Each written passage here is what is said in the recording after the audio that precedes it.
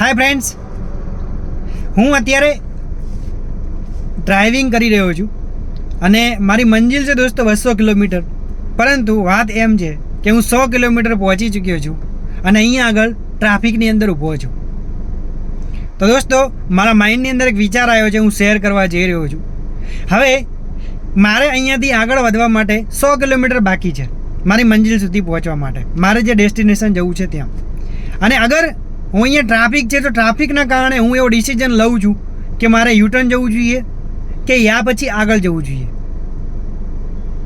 વાત સાચી દોસ્તો, મારે આગળ જવું જોઈએ. ટ્રાફિક સોલ્યુશન થાય ત્યાં સુધી મારે અહીંયા વેઇટ કરવું જોઈએ, વેઇટ કરીને પછી આગળ વધવું જોઈએ. યસ યા નો? યસ દોસ્તો. બસ ઘણી વાર આપણા જીવનની અંદર પણ દોસ્તો આવું થાય છે.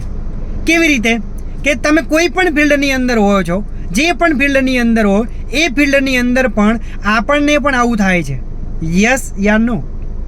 અને ઘણીવાર લોકો ડિસિઝન એવો લેતા હોય છે, અડધા રસ્તા સુધી પહોંચે છે અને અડધા રસ્તા સુધી પહોંચ્યા પછી થોડીક જેટલો સમય એમને યુટર્ન લેવામાં થશે એટલો જ સમય એમને આગળ વધવામાં થવાનો હતો. સેમ અત્યારે મારી આ સિચ્યુએશન છે દોસ્તો. હું અડધા વચ્ચે 100 કિલોમીટર પહોંચ્યો છું. અગર આગળ જઈશ તો 100 કિલોમીટર મંજિલ સુધી પહોંચીશ, યુટર્ન લઈશ તો 100 કિલોમીટર બેક જઈશ. મારે શું કરવું જોઈએ? તો દોસ્તો લાઈફની અંદર બી આવું કંઈક થાય છે. તો અડધા રસ્તાથી યુટર્ન ના લેતા, પરંતુ ધીરજ રાખજો, એ ચેલેન્જને ફેસ કરજો, એ પ્રોબ્લેમને ફેસ કરજો અને પ્રોબ્લેમને ફેસ કર્યા પછી મંજિલ સુધી અવશ્ય પહોંચશો દોસ્તો.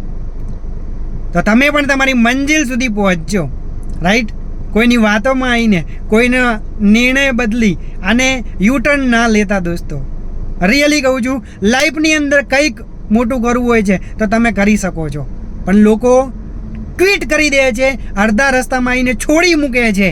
બસ દોસ્તો, આપણે આ કરવાનું નથી.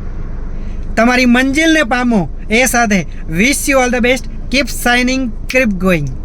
થેન્ક યુ સો મચ દોસ્તો. આ વિડીયો પસંદ આવ્યો હોય તો વધુમાં વધુ લોકો સુધી શેર કરજો એન્ડ લાઇક એન્ડ કોમેન્ટ કરવાનું ના ભૂલતા. Thank you so much.